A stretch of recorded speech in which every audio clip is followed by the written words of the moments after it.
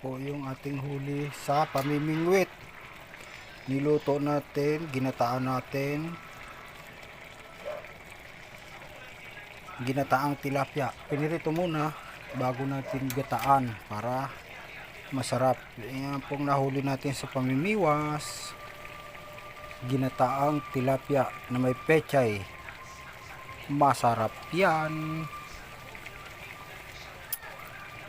Masarap yan.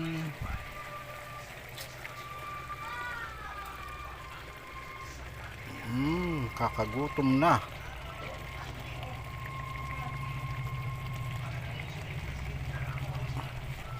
Titikman ko na rin yung aking huli sa pamimiwas.